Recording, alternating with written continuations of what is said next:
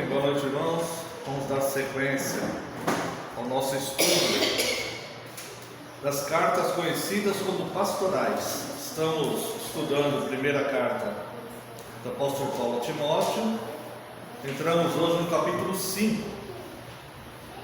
Vamos ler aqui os versos 1 e o verso 2.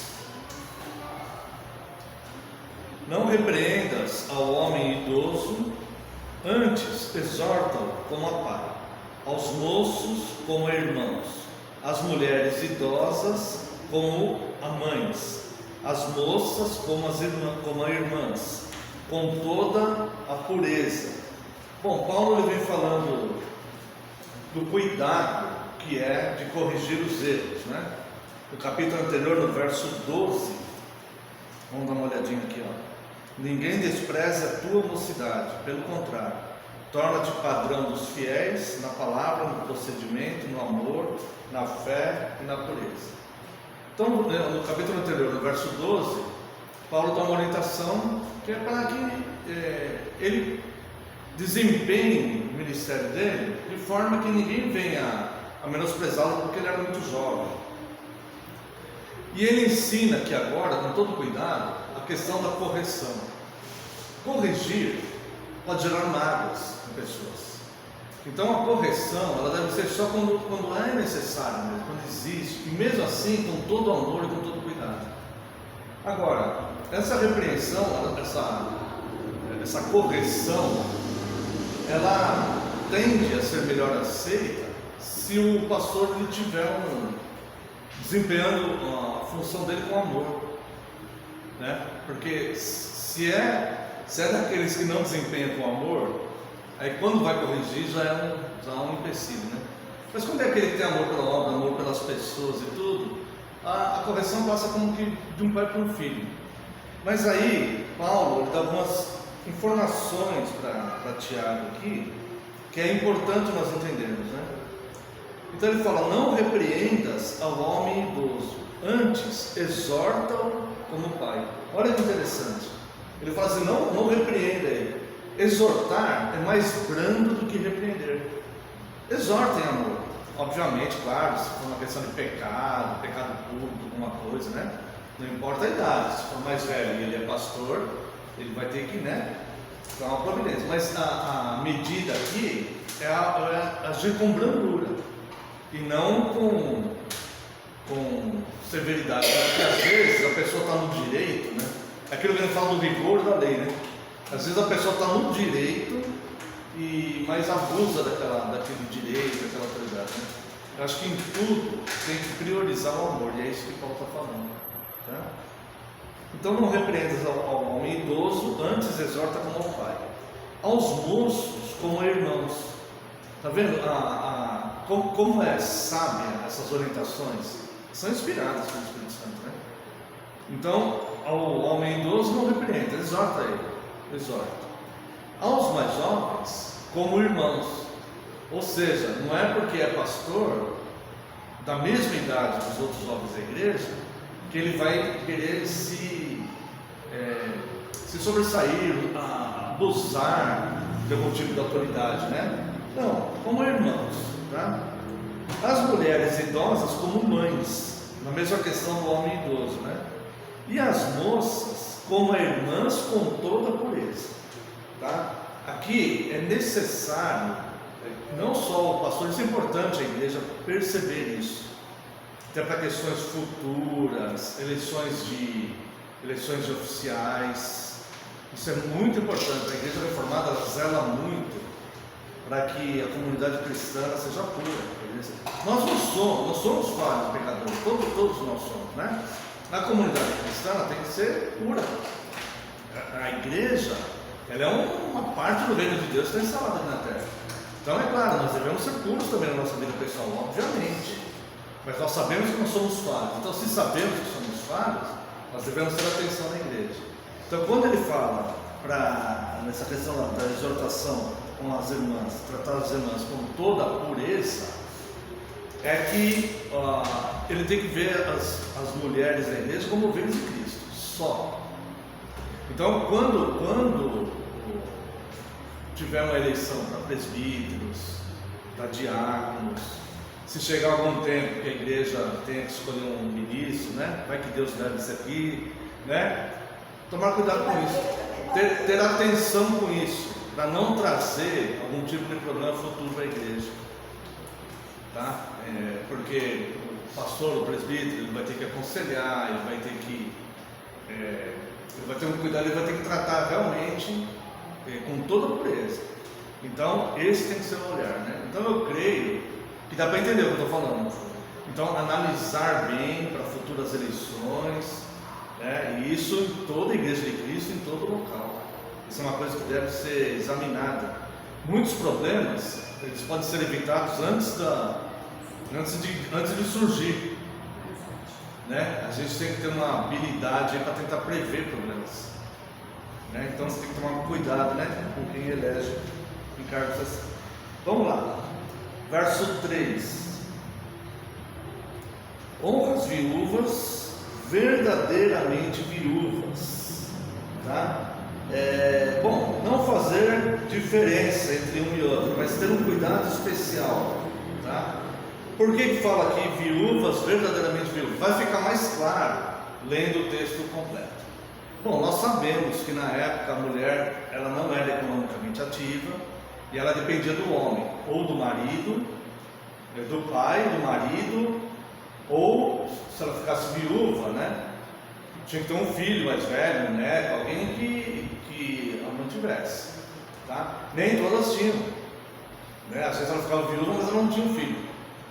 E aí, nesses casos, então vamos imaginar duas situações: uma mulher que ficou viúva, mas tem um filho economicamente ativo que pode cuidar dela, e uma mulher que ficou, vamos imaginar naquela época, né, quando a mulher não era economicamente ativa, tá? Mas esse princípio vai fazer sentido para nós também, né, nos dias de hoje.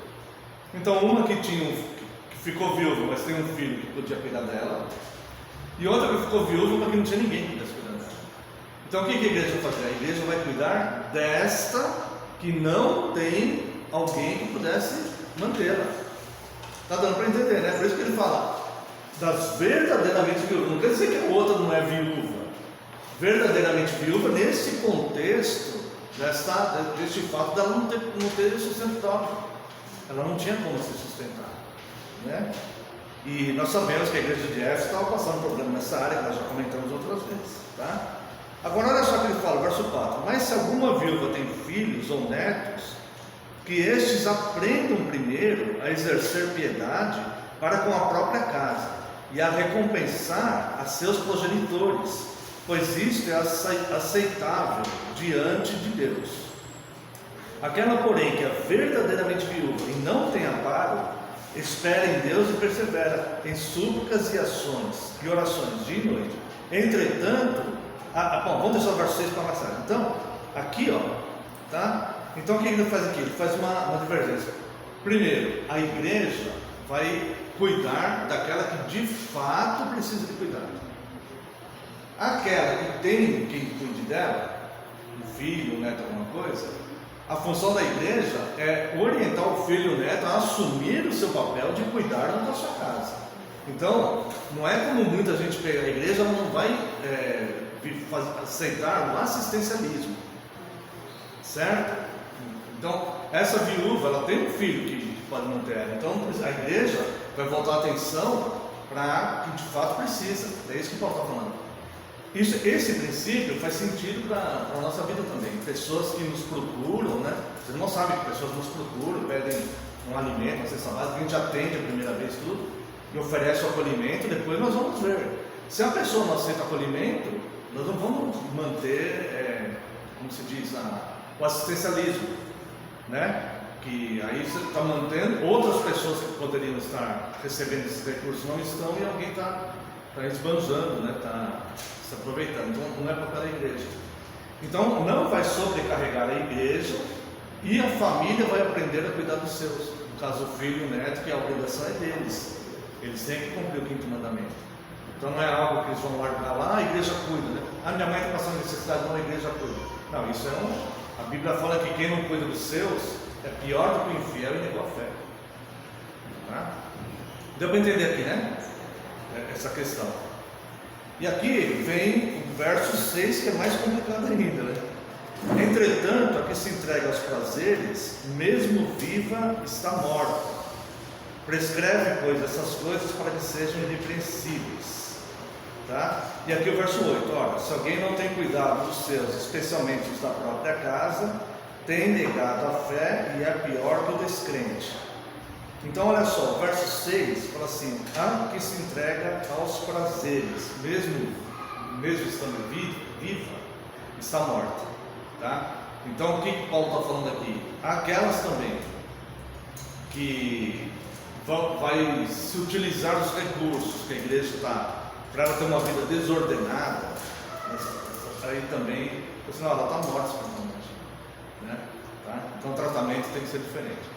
Então qual que é a função da igreja aqui, que sinceramente o mundo entende, muitas pessoas não entendem, a gente percebe isso pelas redes sociais, né? Eles acham que a igreja tem que ficar mantendo todos os pobres do mundo, é culpa da igreja, né? E não, tá? Aquele da igreja tem a obrigação de atender aquelas emergências, aqueles que de fato estão, né, passando por necessidade. Agora, quando vira o assistencialismo, quando a pessoa vai se apoiar nos recursos da igreja para ter uma vida desordenada, tudo, isso aí a igreja está fazendo mal, né? Está dando bem entender, né? Tá? E aí então, ele vai criar um critério aqui e fazer uma espécie de, como é que chama? Uma triagem para cuidar de quem realmente é viúva, né? Verso 9: não seja inscrita, tá vendo? Inscrita nessa ação social das viúvas, né? Que era um problema que era um problema social na época, né? E a igreja enfrentava de frente isso, cuidava das viúvas, mas, como ele fala aqui, as verdadeiramente viúvas, tá? Não seja inscrita viúva que conte ao menos 60 anos de idade, tenha sido esposa de um só marido, seja recomendada pelo testemunho de boas obras, tenha criado filhos, exercitado hospitalidade, lavado aos pés aos santos, socorrido atribulados, se viveu na prática zelosa de toda boa obra. Você está vendo como que era bem mais severo, né? Severo assim no sentido, assim, não, essa mulher, ela é cristã de fato, então nós não vamos desamparar. Ela é da família de fato, ela mostrou com os frutos da sua vida, certo? Então agora, ela perdeu o marido, nós não vamos desamparar ela, nós vamos cuidar dela, tá?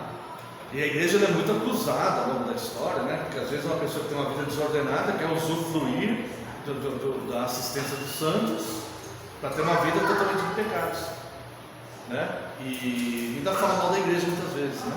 Então essa é uma questão a ser analisada. Veja o verso 10, verso 11, né? Mas rejeita viúvas mais novas, porque quando se tornam levianas contra Cristo, querem casar-se, tornando-se condenáveis por anularem o seu primeiro compromisso. Além do mais, aprendem também a viver ociosas, andando de casa em casa, e não somente ociosas, mas ainda tagarelas e intrigantes, falando o que não devem. Quero, portanto, que as viúvas mais novas se casem, criem filhos, sejam boas donas de casa, e não deem ao adversário ocasião favorável de maledicência. Pois com efeito, já algumas se desviaram seguindo a Satanás. Se alguma crente tem viúvas em sua família, socorra-as, e não fique sobrecarregada a igreja, para que esta possa socorrer as que verdadeiramente são viúvas. Quando fala essa questão aqui no verso 12, verso 11: mas rejeita as viúvas mais novas, porque quando se tornam levianas contra Cristo, querem casar-se. Não é que ela não pode casar, tá? Mas é que ela quer ter relacionamentos que não estão dentro da doutrina cristã. Tanto é que ele fala um pouco mais para frente no mesmo contexto. Verso 14: quero, portanto, que as viúvas mais novas se casem. Então, aquelas que ficaram viúvas mais novas, elas têm direito a um novo casamento e elas têm que dar sequência à vida delas, né, naturalmente.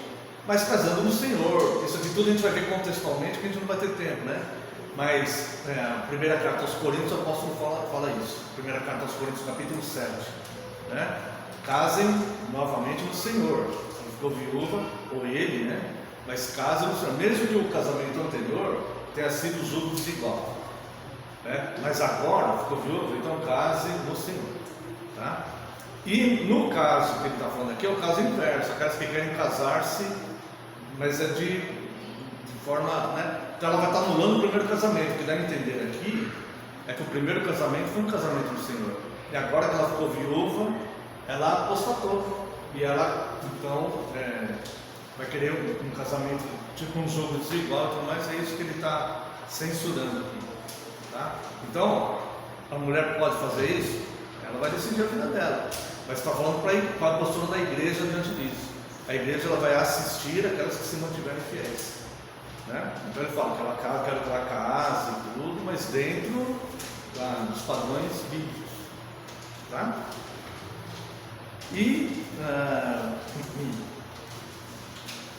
depois aqui ele fala, se com efeito, verso 16, se alguma crente tem viúvas em sua família, socorra-as, e não fique sobrecarregada a igreja para que essa possa socorrer as que são verdadeiramente viúvas.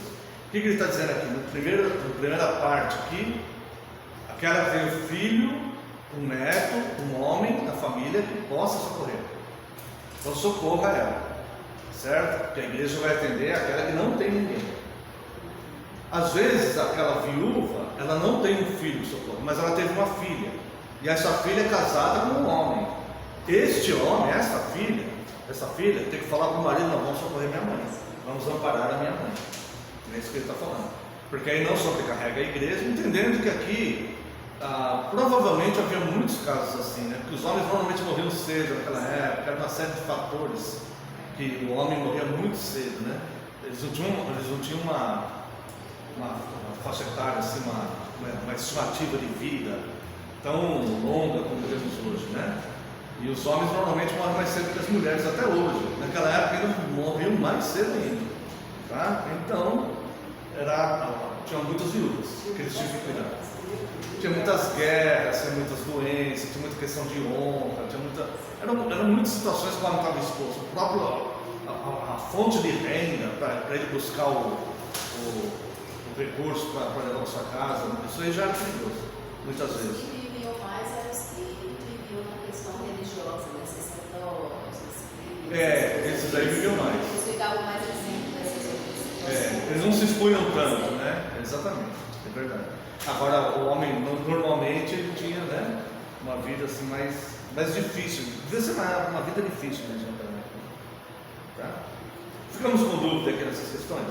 Obviamente, a gente não tem esse problema de viúva, porque não é economicamente ativo. Tá? Mas o princípio moral aqui é o que prevalece para a igreja tomando suas decisões conforme forem aparecendo as situações. Né? Tá? Então, a gente socorre a pessoa, mas tem cuidado para não criar o assistencialismo e ver o que a pessoa quer. A gente oferece o acolhimento. Né? Mas se a pessoa quer simplesmente ser mantida, né? Ele quer que a igreja a mantenha numa vida de pecados. Isso seria a igreja trabalhar contra Cristo, e a igreja serve a Cristo. Tá? Verso 17.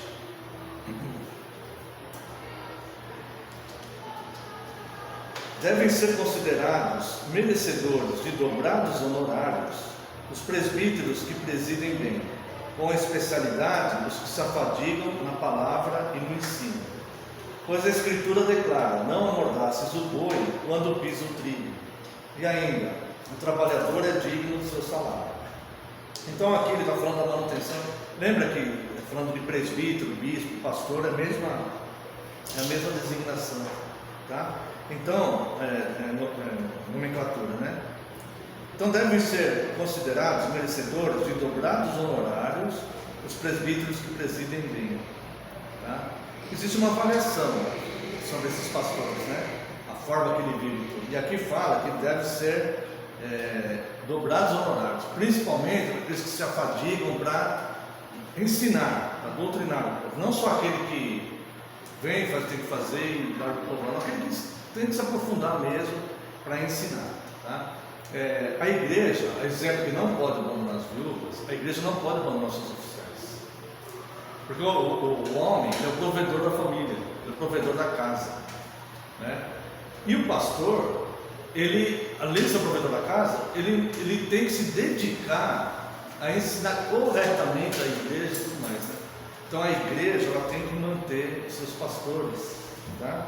Então diz aqui, não amordaças o boi quando pisa o trigo, e ainda, o trabalhador é digno do seu salário, tá? Essa passagem, ela encontra amparo em várias outras passagens do Novo Testamento, inclusive de Paulo, tá? Verso 19, não aceites denúncia contra presbítero, senão exclusivamente sob o depoimento de 2 ou 3 testemunhas, tá? Então aqui, ó, são duas situações. Vamos imaginar, um pastor no verso 19 e outro pastor no verso 20. Fala o pastor, o presbítero, tá? Pastor e presbítero, tá? Então não aceites denúncia contra o presbítero, o pastor, senão exclusivamente sob o depoimento de 2 ou 3 testemunhas.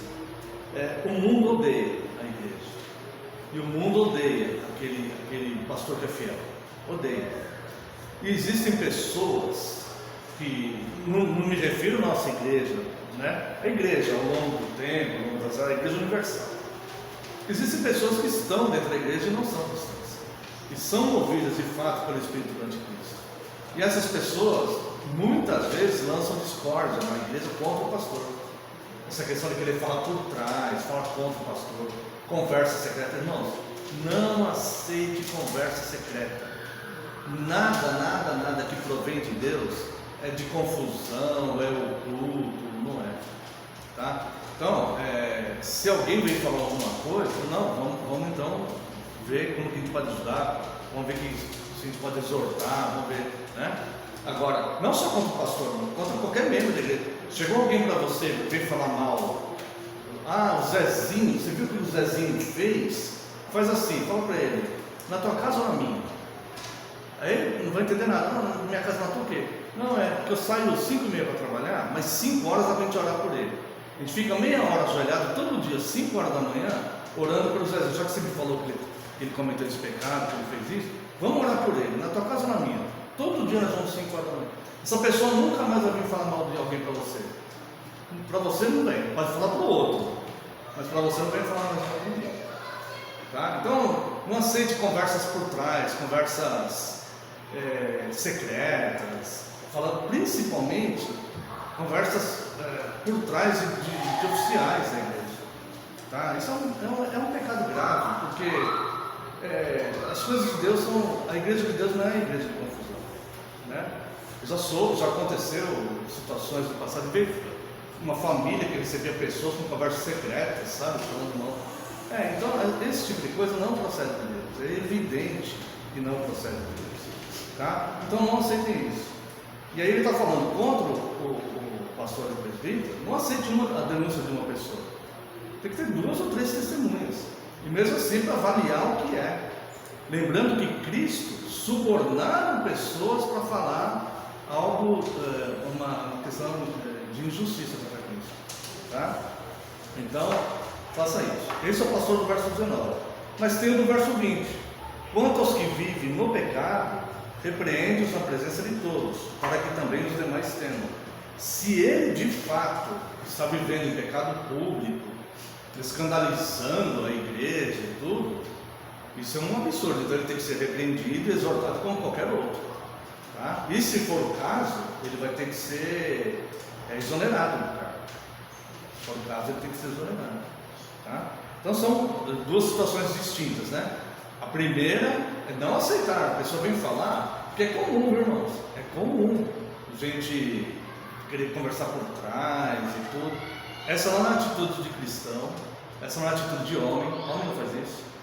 Homem, se tiver um problema, ele vai com outro, conversa, pode chegar em amor, com respeito e tudo, mas conversa, quer acertar aquele problema, né? Agora, esse negócio de ir por trás, querer falar por trás e tudo isso, irmãos, olha, não caia nos ardis do maligno. Não caia com isso. E tudo mais, tá?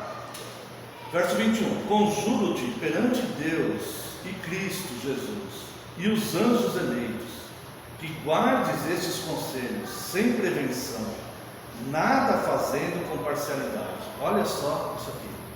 Ele fala: devem ser considerados merecedores de dobrados honorários os presbíteros que presidem bem, principalmente os que estudam, né? os que se esmeram no estudo, se afadigam no estudo.